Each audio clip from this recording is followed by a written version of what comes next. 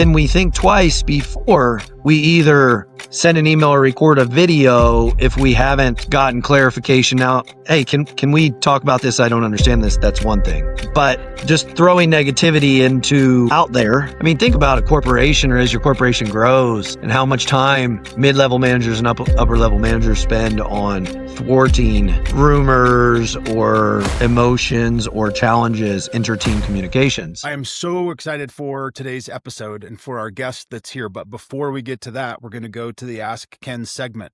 The question that came in from one of our listeners was this: what's the best way to benchmark my DSO against others? I like this question and I hate this question. I'll start with the hate part first. The hate part is sometimes we get very fixated on trying to match or beat other people's KPIs or metrics in some way. And I've found, especially if you're a DSO with multiple locations, the best way to benchmark is against your own practices. And there's so much learning and so much growth that can happen by just understanding what each of the practices what each are doing, and what they're succeeding at and what they're failing at. And then sharing all of the best practices back and forth. That's always the best way to benchmark. If you do, however, want to try to get out there and benchmark against others, you'd probably want to look at your EBITDA margin. Is it a 10%, a 12%, or where are you at with that?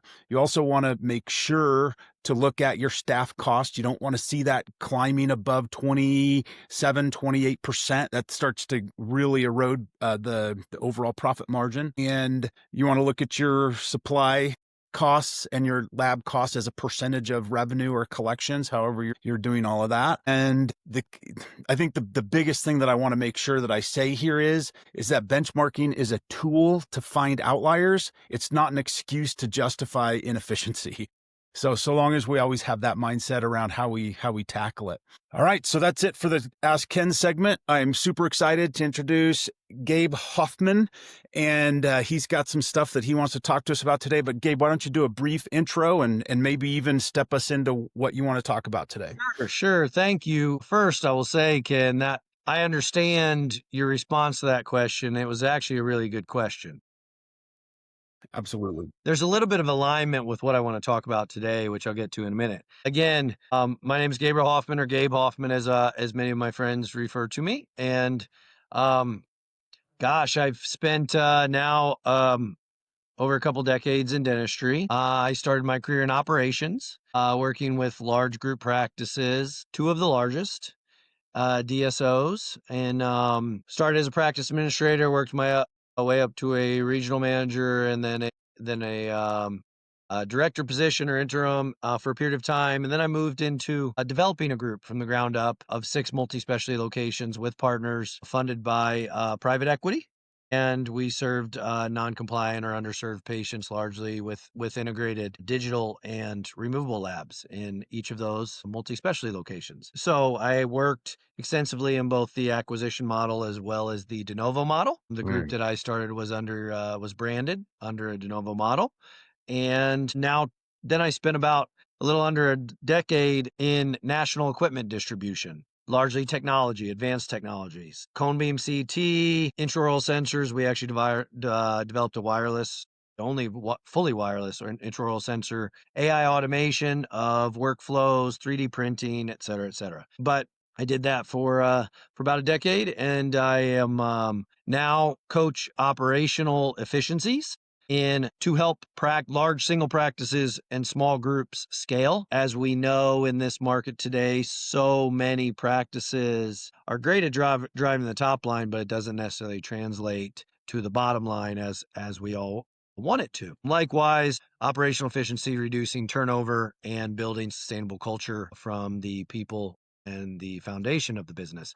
So that's what I especially love doing. I also still work in AI automation, custom automation of the redundancies in group practices and DSOs, which is great because giving that time back can allow organizations to not only reduce their costs, but to also transform their business, have people working with people instead of people working at computers all day, every day, or on the phone. That's awesome. So that is who I am. I'm also I'm a family man, have three children, and love to travel. I'm a part of a couple fantastic masterminds that I get to see not only yourself, Ken, but many other great people, and love connecting with as many people in this dental industry and people that serve the dental industry as I possibly can. That's awesome. We're definitely like-minded there. One All right, thing that so I yeah, wanna talk why don't about. you take us down the path now of like Yeah, yeah, Ken, you were you're the talking about efficiency guy, so DSOs. lead us. You were talking about DSOs, Mhm. and what I wanna talk about is kind of the truth and honesty in business interactions, not on the data, but when we don't understand something. There's a lot of either smoke and mirrors right now that I see in the industry where we're putting something forward and it's not necessarily honest in the result, right? To either sell or market, or when someone doesn't understand something, another vendor, something that they're proposing, has had in difficult business dealing, can we be all have the level of integrity that we reach out directly to that individual or to another individual in that company, right? I understand if you don't want to speak to that individual, but get clarification directly from the organization before going and shouting negative things to everyone you know about the organization, because everyone's experience is unique. And the more that we can address things directly with individuals when we don't understand something, be it in practice or out of practice, growth comes from that experience as well as understanding and sometimes compromise. If nothing else, both individuals now have a better understanding of the other individual, and who knows, a great relationship or what could be a challenge relationship may be able to turn the corner and become a fantastic relationship for years to come. And Nice. this is something that I bring up, Ken, because I have seen recently, and again, I speak to a lot of people in speaking to other individuals, and whether it's social media or it is other events, is that the right place to share a misunderstanding about something that someone says or does, or being direct with that individual and or the company? Is that a higher road? And I will say that in the 25 years I've been in the industry, anytime we can address something directly with the person that we don't either understand or maybe in disagreement with, that's an opportunity for the relationship to develop, to grow, to move beyond that point of contention. And that is very important in a tight knit industry that is moving very fast. And so I would just like to bring that up because I think that we can all be conscientious when we have a situation where we may not understand something, and instead of, making assumptions, to address that directly Right. and ask a question or present a misunderstanding and address it directly with the with the source of the misunderstanding, and it's always going to be better. It's always going to Yes. be better in doing that. So Ken, anyway, So I'd love to get your perspective on that. yeah, I want to insert a couple of thoughts that came to mind as you were talking about this because this is so.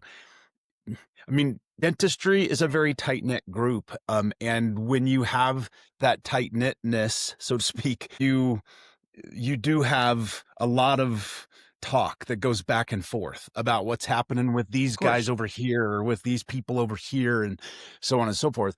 Throughout my career, very early on, I learned about something called straight talk. And I've implemented this in every DSO I've been in. Anybody from those organizations would tell you, "Oh yeah, Ken always talks about straight talk." And the premise of it is if you have a challenge or a problem, your responsibility is to go to that person directly and not go indirectly or start the rumor mill or do any of those other sorts of things. You have that responsibility and you can't go anywhere else with it until you go and you solve or resolve whatever that issue is. And we called straight talk and we modeled it a lot.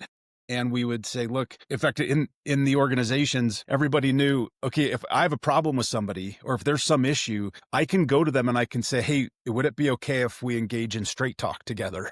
And the other person, because we've did all the training, they would generally respond positively because they knew that they now were going to be part of helping resolve miscommunication and problems as opposed to proliferating. I don't know what's your response to that? I mean, I love that, right? I learned something new about you today. I didn't know that that was something, that you integrated into every group that you worked in. So that's awesome. We and again, the premise, this comes up a lot, both in busy practices, right? Okay. Where we are building a culture, and when you skirt around addressing something directly, right? Either it doesn't get addressed, or as you said, it creates a rumor or negativity, which distracts us from the purpose. Also, just the relationships, the turnover, again, that's in practice. The same thing applies in business and business interactions, and I see and hear it in consulting or coaching, as well as at times in organizations when working with them on various different business interactions. And I would just say that, you know, that's a very conscious focus, but it's one of those things that again, Crucial Conversations is a book I read. I had to read at Mhm. Heartland Dental many years ago. It's a great one. I still reference it in coaching. I will use there's walkthroughs of the book. The pool of shared meaning is the birthplace of synergy. That quote, right? If we are able to align on the meaning, the intent, right? Then we can now create some synergy in where we exist in the solution or the result of whatever that conflict potentially was, right? Makes a lot of Mhm. sense.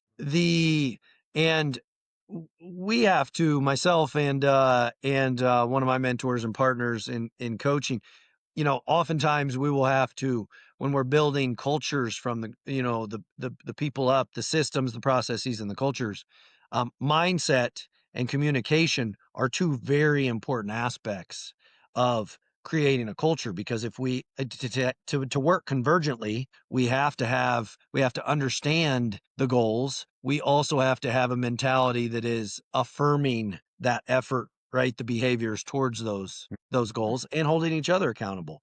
So like that is something that I think is there's always an opportunity to make it conscious as you have in your groups. And I would just say that if it's, we no one is perfect in that capacity, but can we think twice before we either send an email or record a video if we haven't gotten clarification? Now, hey, can we talk about this? I don't understand this. That's one thing. But just throwing negativity into out there, right? Again, Yep. that snowballs. Honestly, Ken, I don't have a whole lot of time for negativity based on what I'm doing in work, but I go different places, I hear different, and then it's like, okay, well, that is something that we can all strive and commit to doing more of, both in practice and out of practice and in business. I mean, think about a corporation, or as your corporation grows, and how much time mid-level managers and upper level managers spend on thwarting rumors or emotions or challenges, inter-team communications. We're all a team serving patients in different capacities. And so can we take that same principle and apply it in business or in competing Yep. businesses, right? Or when you may have a misunderstanding about a business or a business focus. Yeah. So, So Gabe, if you don't mind, I'm going to jump in here. So please. I think there's a really interesting connection here, and that is that we hear that the great dental groups, the great dental practices have great culture, and great culture does not espouse or promote what you just said in terms of on the negative side of it, right? With people spreading and saying things they shouldn't and not resolving things up front or whatever. And so I think that what we're really getting at here is one of the core essences of building a culture. And it is that we use the straight talk, we engage with each other, we don't go and spread rumors, we talk directly to each other. And so, in a dental practice or in a dental group, they can build up this culture and get people sort of living within it. And then there'll be, breaches, so to speak, from time to time. But the interesting thing is that most people don't think about culture from this perspective. They think about culture in terms of we're going to do a team lunch and we're going to, do these things. If you really want to have a strong culture that attracts and retains, this type of stuff actually makes a big difference. And there may be some people listening right now that are saying, "Oh, that's just the soft stuff. It doesn't matter." I'm here to tell you, like when you're building a group, having built a large group like you did as well, Gabe, you just end up wasting Doesn't so matter much when it's time good, and right? yeah. It doesn't matter when it's good. But as Yep. soon as we aren't focused on it, what happens, right? Mhm. Like wildfire, right? And next thing you know, your 10% turnover is 30 plus percent, right? And people are unhappy. I think again, there are great measures to know. You can see it, you can hear it, you can look at your turnover. You can also on a monthly basis, quarterly basis, whatever works for your organization, where your organization is, get that anonymous feedback from team members on the level Mhm. of support, level of communication, level of, do they feel that they're being supported for growth? Do they know their opportunities? Do they know how they win? Do they know, do they get constructive feedback? What's the response to it, et cetera, right? And I could even attach a value to this.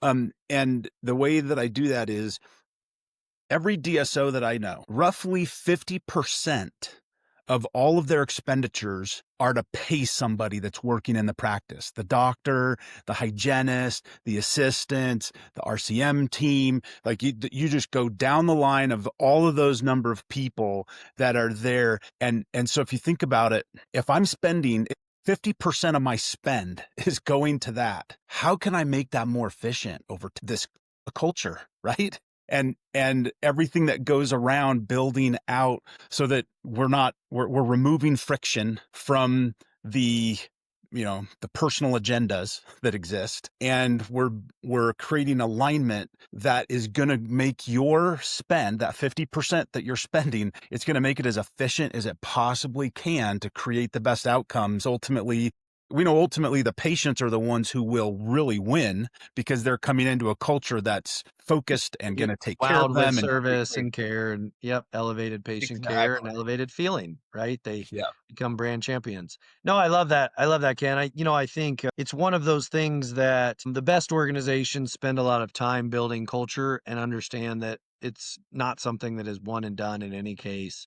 And that true cultures are based on accountability and leadership, right? And it's interesting because all that alignment, you mentioned it, is the key, right? From top to bottom, we have to be aligned in the strategy and the effort and the goals and the aligned in what our purpose and mission is. But I think on outside of the dental group, the same principles can apply within the industry. And when we all choose to take the high road and, as you said, think straight talk to find information out, then we all continue to grow, develop, create synergy, and I think it's something that I felt when you asked the question. I felt it doesn't come up every day, but if it's now, as you said, if there's a challenge with it, then it's front and center and it's very expensive and it's very painful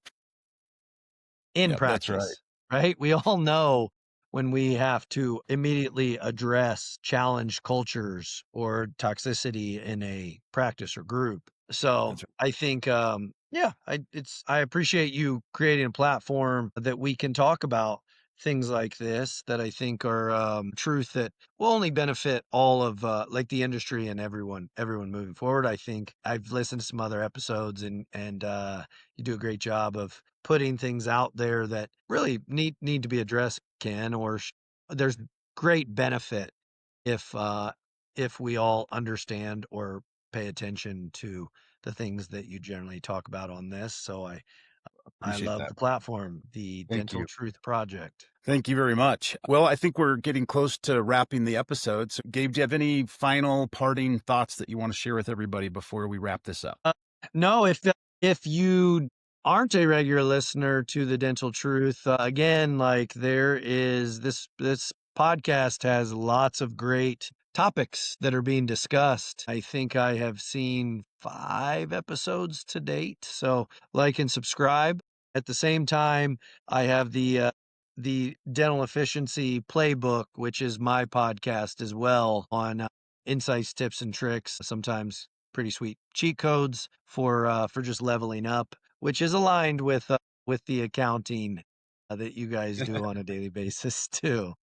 Nice. But no, it's been truly a pleasure talking to you, and I appreciate what you're doing, Ken. Thanks so much. Awesome. All right. Well, we're going to go ahead and wrap things up.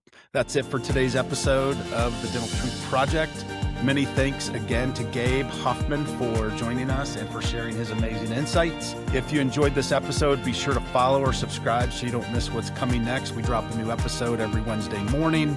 I'm Ken Kaufman, and until next time, keep seeking the truth that helps dentistry thrive. Thanks, Ken.